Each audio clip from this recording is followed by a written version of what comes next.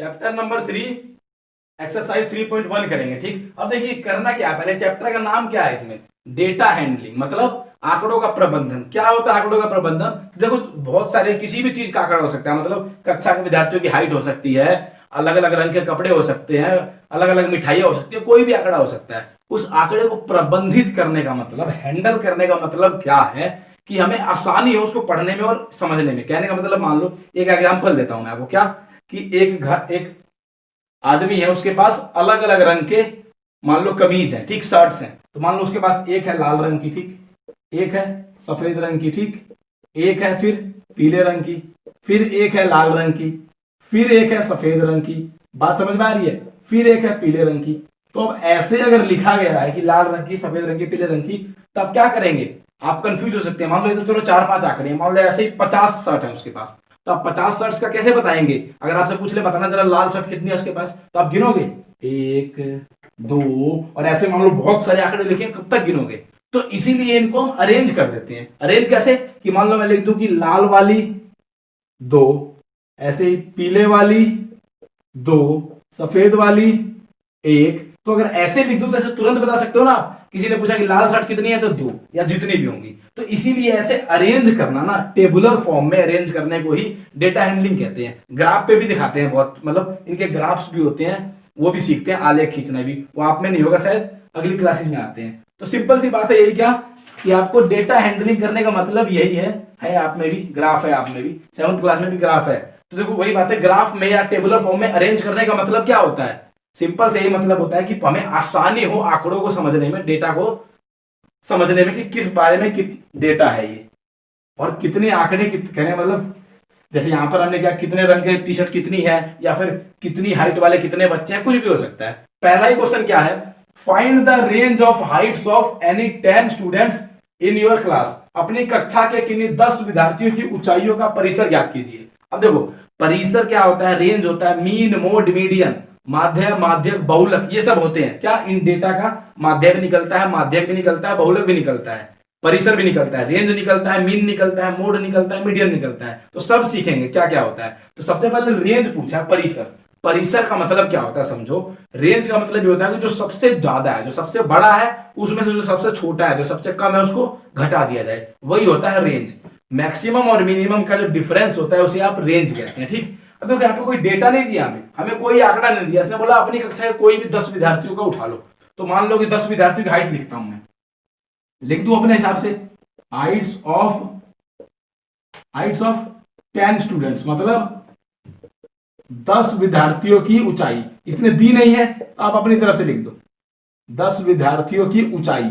तो अपनी तरफ से मान लो 10 की लिख देता हूं मैं, क्या एक की है 140 इन सेंटीमीटर। देखो इन सेंटीमीटर, सेंटीमीटर में 140, 136, 137, 132, 141, 139, 133, 130, कितने हो गए? 1 2 3 4 5 6 7 8 10 बच्चों का लिखूंगा, 10 के अलग अलग लिख देना। 128, 123, 1 2 3 4 5 6 7 8 9 10 हो गया। ठीक, अब ये 10 विद्यार्थियों की हाइट मैंने अपनी मर्जी से लिख दी। क्यों? इसने कोई आंकड़ा नहीं दिया, मतलब वैसे ही बोला है किसी भी 10 विद्यार्थी की हाइट लिखो और निकाल दो। तो रेंज क्या होगा इसका? परिसर। रेंज या परिसर क्या होता है? तो परिसर अभी बताया, सबसे बड़े में सबसे छोटे वाला। सबसे बड़ा कौन सा है? 141, सबसे छोटे वाला 123। तो 141 में से 123 घटा दो तो क्या आया? 18 आ गई इसकी रेंज। तो सिंपल आपकी रेंज क्या होती है? सबसे बड़ी में से सबसे छोटी घटा दो। Second question, organize the following marks in a class assessment. मतलब कोई क्लास असेसमेंट है, उसमें नंबर्स मिले हैं, उनको हमें ऑर्गेनाइज करना है टेबुलर फॉर्म में। टेबल बना के ऑर्गेनाइज करना है। कक्षा के मूल्यांकन में प्राप्त किए गए निम्नलिखित अंकों को एक सारणीबद्ध रूप से संगठित कीजिए। एक सारणी बना के संगठित कीजिए। देखो ये नंबर अलग अलग है। अब देखो क्यों करना है संगठित, मैंने अभी बताया ना। मान लो मैं आपसे पूछ लूं कि बताओ कक्षा में कितने बच्चे हैं जिनके 6 या उससे कम नंबर आए, तो आप क्या करोगे? वैसे गिनोगे कितने हैं 6 से कम वाले, है ना, गिनने पड़ेंगे सभी। मैं बोल दूं कितने बच्चों के 4 या उससे ज्यादा नंबर आए, तो आप फिर गिनोगे। तो ये आप इसीलिए संगठित करते हैं कि आपको प्रॉब्लम ना हो कोई भी डेटा निकालने में, कोई भी डेटा हमें देखना हो तो तुरंत टेबल से देख के पता चल जाए। इसीलिए तो हम करते हैं टेबुलर फॉर्म में या ग्राफिकल फॉर्म में रिप्रेजेंट। तो हमें टेबल बनानी है इसकी। तो टेबल कैसे बनती है देखो, तो टेबल में सबसे पहला जो कॉलम होता है, इसमें टेबल में 3 कॉलम बनते हैं आपके। ये टेबल बनाएंगे ऐसे, ठीक, जो टेबल बनती है आपकी उसमें 3 कॉलम बनते हैं। देखो पहला जो कॉलम होता है वो हमेशा होता है जो आंकड़ा हमें दिया है, जो डेटा दिया है। डेटा क्या दिया है, ये मार्क्स दिए हैं ना, ये नंबर दिए हुए हैं, अंक दिए हुए हैं। तो अब पहला जो कॉलम बनेगा वो बनेगा मार्क्स, मतलब हिंदी में अंक का, ठीक। अच्छा, दूसरा कॉलम हमेशा बनता है टैली मार्क्स का। देखो टैली मार्क्स इसमें लगाते हैं, बिना टैली मार्क्स के भी सही होता है डेटा, पर टैली मार्क्स भी लिखते हैं। टैली मार्क्स के बाद यहां पर क्या होता है, देखो ये अंक बीच में टैली मार्क्स होते हैं। टैली मार्क्स का इस मार्क्स से कोई लेना देना नहीं है, कहने का मतलब है समझना, ये तो बस टैली मार्क्स मिलान चिन्ह कहते हैं इसको, हिंदी में क्या कहते हैं, मिलान चिन्ह, मिलान चिन्ह। अब देखिए जरा, उसके बाद लास्ट में क्या लिखा जाएगा, तो ये क्या, देखो पहले लिखते हैं कि जो दिया गया है, ठीक, और किनका दिया गया है, ये तो स्टूडेंट्स का दिया गया है ना, ये क्या होंगे, स्टूडेंट्स ही तो होंगे, तो नंबर ऑफ स्टूडेंट्स लिखेंगे लास्ट में।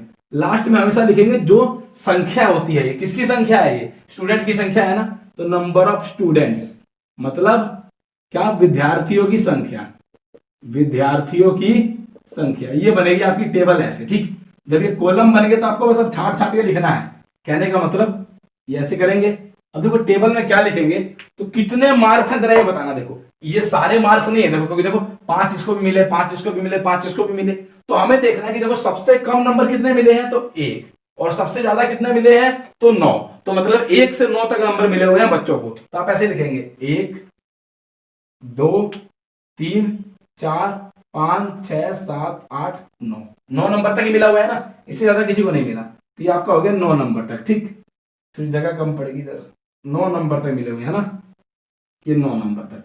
अब उसके बाद क्या करेंगे, आप गिनेंगे कि एक नंबर कितने बच्चों को मिला है, ठीक। तो एक नंबर कितने बच्चों को मिला है, देखो जरा, एक बच्चे को, सिर्फ एक बच्चे को मिला है ना, तो जो एक नंबर कितने बच्चों को मिला है, तो यहाँ पे लिख देंगे 1, और एक मिलान चिन्ह का 1 लगा देंगे ऐसे, ठीक, सिंपल। ऐसे ही 2 नंबर कितने बच्चों को मिले हैं, तो वैसे ही आप इसमें गिनेंगे 2 नंबर कितने को मिले हैं, 1 2, बस, तो 2 बच्चों को मिले हैं 2 नंबर, तो आप क्या लिख देंगे, 2 लिख देंगे ऐसे ही, यहां पर 2 लिख देंगे 2 के सामने, और यहां पर 1 2 लगा देंगे। मिलान चिन्ह कैसे होते हैं पता है ना, देखो 1 के लिए 1 डंडा, 2 के लिए 2 डंडा, 3 के लिए 3 डंडे, 4 के लिए 4 डंडे, 5 के लिए फिर ऐसे क्रॉस कर देते हैं, फिर 6 के लिए 1 डंडा, 7 8 9, फिर 10 के लिए ऐसे क्रॉस कर देते हैं, ऐसे 11 12 13 14, फिर 15 के लिए क्रॉस कर देते हैं, तो ऐसे मिलान चिन्ह होते हैं। अब 3 कितने को मिले, देखो 3 1 को मिला है, तो यहां पर भी 1 लिखेंगे, और मिलान चिन्ह के सामने भी 1 लिख देंगे।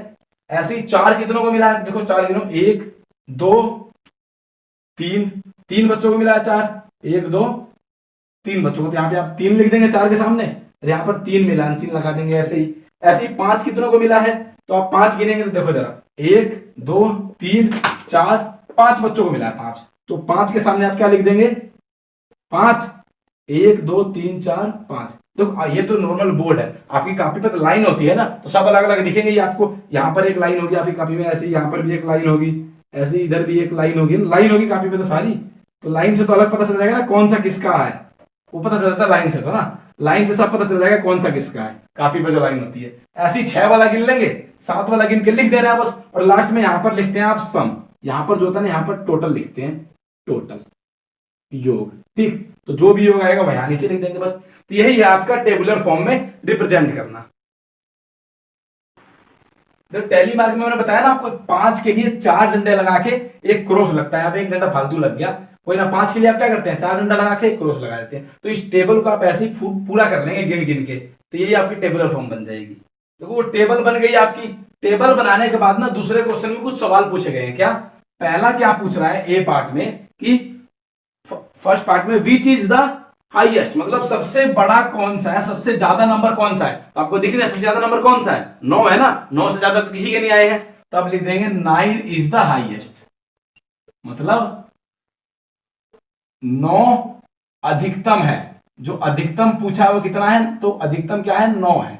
ऐसी सेकंड पार्ट में क्या बोला है, सेकंड पार्ट में पूछ रहा है कि which number is the lowest, कौन सा नंबर सबसे कम है, कौन सा अंक सबसे कम है, तो आपको पता है सबसे छोटा अंक कौन सा है, ऐसे लिख दोगे 9 इज द हाईएस्ट नंबर। 9 अधिकतम अंक है। ऐसी न्यूनतम पूछा है तो सबसे कम नंबर कौन सा है? 1, तो 1 इज द लोएस्ट नंबर, मतलब एक न्यूनतम नंबर है, न्यूनतम अंक है, ये हो गया। अब तीसरे में बोल रहा है कि व्हाट इज द रेंज, परिसर क्या है, what is the range of the data. तो परिसर कैसे निकलता है? तो अभी आपको बताया कि रेंज या परिसर कैसे निकलता है। तो रेंज या परिसर निकलता है आपका कैसे? सबसे बड़े में से सबसे छोटे वाला घटाकर, तो 8 हो जाएगा। ऐसे ही चौथे क्वेश्चन में क्या बोल रहा है कि फाइंड द अरिथमेटिक मीन, मतलब अंक गणितीय माध्य निकालिए। अरिथमेटिक मीन तो कैसे निकलता है अरिथमेटिक मीन? तो देखो अरिथमेटिक मीन जो होता है आपका, जो अंक गणितीय माध्य होता है, तो अंक गणितीय माध्य ना आपका एक फार्मूला होता है। कौन सा फार्मूला? तो सम ऑफ ऑल ऑब्जर्वेशन बटे टोटल नंबर ऑफ ऑब्जर्वेशन, मतलब जितने आंकड़े दिए गए हैं उनको जोड़ दो और बटे में टोटल जितने वो आंकड़े दिए गए हैं वो कर दो। तो कहने का मतलब ऊपर जितने नंबर थे ना सभी को जोड़ दो। कहने का मतलब जितने भी नंबर हमें दिए हुए थे 4, 6, 7, 5, 3, 4, इन सभी को जोड़ दो। तो ये किसके बराबर आए थे? देखो इन सभी को आप जोड़ोगे तो ये किसके बराबर आएंगे? 100 के बराबर आएंगे। कहने का मतलब समझ रहे हो कि 4 जमा 5 जमा 6, मतलब जो जो हमें दिया गया था ना ये आंकड़े में, ऊपर 4 जमा 6 जमा 7 जमा 5, ये सब जो दिया है इन सभी को आप जोड़ दोगे और जोड़ के बटे में क्या आएंगे? ये कितने थे, तो कितने बच्चों के नंबर थे ये? तो ये बच्चों के नंबर थे 20। तो अगर आप इनको जोड़ोगे ना तो ये आएगा 100, बटे में होगा 20, तो काट दोगे तो 2 पंजे 10, 5 आएगा आपका माध्य। तीसरे क्वेश्चन में find the mean of first 5 whole numbers, जो फर्स्ट 5 होल नंबर्स हैं उनका मीन निकालना है। प्रथम 5 पूर्ण संख्याओं का माध्य ज्ञात कीजिए। अब देखो मीन क्या होता है, तो पहले समझो, माध्य लिखा हो, मीन लिखा हो, या अर्थमेटिक मीन लिखा हो, अंक गणितीय माध्य लिखा हो, या लिखा हो एवरेज, औसत, सबकी एक ही बात है, याद रखना। औसत माध्य या अंक गणितीय माध्य, एवरेज मीन या अर्थमेटिक मीन एक ही बात है। क्या कैसे निकलता है ये? देखो मीन का मतलब ये होता है ना कि सभी को जोड़कर, मीन का फॉर्मूला क्या होता है? देखो सिंपल, अगर मीन का फॉर्मूला बताऊं आपको, मीन का तो क्या होता है? Sum of all observations, sum of all observations upon total number of observations, total number of observations, ये होता है आपके मीन का फॉर्मूला। हिंदी में क्या होता है? माध्य। माध्य हो या औसत हो एक ही बात है, मैं बता चुका हूं अभी। माध्य क्या होता है? तो सभी आंकड़ों का योग, सभी आंकड़ों का योग, ठीक, बटे कुल आंकड़ों की संख्या, कुल आंकड़ों की संख्या। कहने का मतलब कि जितने हैं पहले उन सभी को जोड़ दो और बटे में वो कितने आंकड़े हैं। कहने का मतलब जैसे कि अभी बताऊंगा, देखो इसमें क्या दिया हमें, फर्स्ट 5 होल नंबर्स का पूछा है, तो पहले 5 होल नंबर्स है कौन कौन से, पहले बताओ। तो आप पहले लिखोगे कि फर्स्ट 5 होल नंबर्स, मतलब प्रथम 5 पूर्ण संख्याएं, प्रथम 5 पूर्ण संख्याएं। तो प्रथम 5 पूर्ण संख्या क्या है आपकी? तो सिंपल है, प्रथम 5 पूर्ण संख्याएं क्या होती हैं? 0 से शुरू होती हैं। तो प्रथम 5 पूर्ण संख्याएं आपकी 0, 1, 2, 3, 4, यही तो है 5 पूर्ण संख्याएं। अब देखो माध्य निकालने का मतलब क्या है? मीन का मतलब माध्य। तो माध्य के लिए सबसे पहले आप ये फॉर्मूला लिखेंगे ऐसे कैसे, सम ऑफ ऑल ऑब्जर्वेशन बटे टोटल नंबर ऑफ ऑब्जर्वेशन, सभी आंकड़ों का योग जमा कुल आंकड़ों का। जब भी माध्य निकाले तो ये फॉर्मूला जरूर लिखे। उसके बाद समझो इसका मतलब क्या है, सम ऑफ ऑल ऑब्जर्वेशंस, सभी आंकड़ों का योग, मतलब जो दिया गया है उन सभी को जोड़ दो। तो 0, 1, 2, 3, 4 इन सभी को जोड़ दो, 0 जमा 1 जमा 2 जमा 3 जमा 4, जोड़ दिया, बटे में टोटल नंबर ऑफ ऑब्जर्वेशन, कुल आंकड़ों की संख्या, मतलब कितने आंकड़े दिए गए हैं। देखो 1, 2, 3, 4, 5 आंकड़े हैं। तो बात समझ में आई? योग मतलब जो दिया है सबको जोड़ दो, और आंकड़ों की संख्या का मतलब है कि कितने दिए गए हैं। जैसे यहाँ पे 5 नंबर दिए थे, बटे में 5 आ गया, तब तो जोड़ो जरा। तो 4, 3, 7, 2, 9, 1, 10, तो 10 बटा 2, 5 आ गया आपका मीन। तो माध्य क्या है आपका? 5। क्वेश्चन नंबर 4, एक cricketer scores the following runs in 8 innings. एक क्रिकेटर 8 इनिंग में ये रन्स बनाता है। एक क्रिकेटर ने 8 पारियों में निम्नलिखित रन बनाए, ये 58, 76, 40, 35, 46, 45, 0, 100, ये 8 पारियों के रन है। फाइंड द मीन स्कोर, उसका माध्य स्कोर या माध्य रन क्या है? तो सबसे सिंपल सी बात है, आपको पता है कि माध्य का मतलब क्या होता है, एक फार्मूला लिखवाया ना तीसरे क्वेश्चन में कि sum of all observation upon total number of observation, तो इसका मतलब आप सीधे लिखेंगे मीन स्कोर माध्य स्कोर। तो देखो मैंने कहा या तो आप वो वाला फार्मूला लिख दो जो मैंने लिखवाया, आप हर बार जहां भी मीन निकाले वो वाला फार्मूला लिख दो, थर्ड क्वेश्चन में लिखवाया, या फिर अलग अलग लिख सकते हैं कि बार बार ऐसे लिखे कि 8 पारियों के रनों का योग बटे कुल पारियां, ऐसे पिछले में लिखते। पिछला कौन सा क्वेश्चन था, होल नंबर्स का था, आप लिखते कि total sum of whole numbers बटे total number of whole numbers, बार बार अलग लिखो, या फिर आप सीधे वही लिख दो कि टोटल नंबर ऑफ ऑब्जर्वेशंस बटे सम ऑफ ऑब्जर्वेशंस बटे में टोटल नंबर ऑफ ऑब्जर्वेशंस। तो सम मतलब क्या कि 58 जमा 76 जमा 40 जमा 35 जमा 46 जमा 45 जमा 0 जमा 100 बटे में क्या, तो बटे में जितनी पारियां थी, कितनी पारियां थी 8। अब इसको जोड़े जरा, तो इसको जोड़ोगे आप पूरा तो क्या आएगा 400 आ गया, तो 400 बटे में 8 तो क्या आएगा 50। तो उसका एवरेज स्कोर क्या था, उसका मीन स्कोर क्या था 50 रन। अब देखो अगर कोई साथ में दिया हुआ है ना यूनिट, जैसे रन्स है तो रन्स लगा देते हैं मीन में,